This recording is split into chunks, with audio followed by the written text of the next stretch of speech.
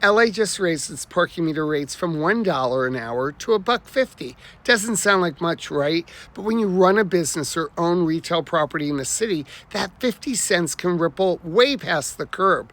The city says it's about aligning with neighborhood cities, Santa Monica, Beverly Hills, West Hollywood, and generating about $14 million more in annual revenue. But for business owners and property investors, that's not what it really means. Let me show you how this tiny rate hike changes behavior and value in the city. Because when you change how people park, you change how they shop, and that's where it hits the bottom line. That extra 50 cents an hour adds up fast, especially if you're grabbing lunch, running errands, or spending a couple hours downtown. Some customers decide if it's easier to skip that stop or to order online instead. For businesses that rely on walk-ins, restaurants, boutiques, nail salons, it's a small friction point that can cut into sales. And at the same time, higher rates mean faster turnover, which the city says helps more people find parking. So, depending on your business model, this could be either a mild annoyance or a real drag on foot traffic. And when foot traffic slows, the ripple doesn't stop with the merchant. It hits the landlord next.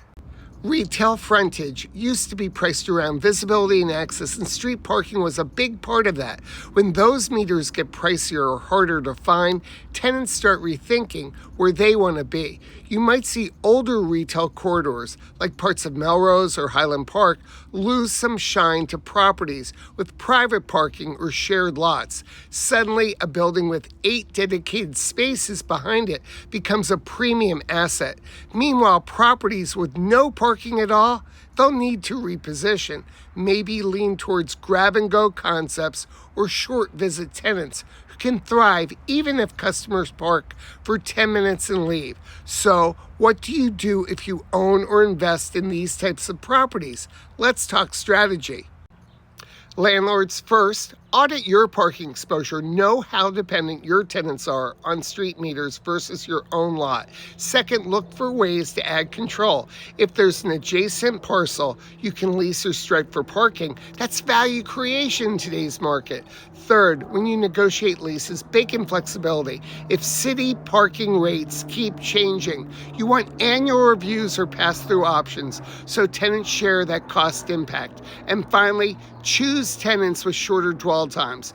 Coffee, food to go, convenience retail, they adapt better to high turnover parking than a sit-down restaurant that needs 2 hours per customer. So yeah, it's just 50 cents an hour, but in real estate, small shifts like that can reshape entire streets. Every time City Hall makes a change, whether it's parking rates, zoning tweaks, or new fees, it hits real people, property owners, tenants, investors. If you want more breakdowns like this where policy meets property value, hit follow, because I cover how decisions made downtown ripple out to investors, landlords, and small business owners across Los Angeles. The news might focus on the headline, but I focus on the impact and how you can actually use it.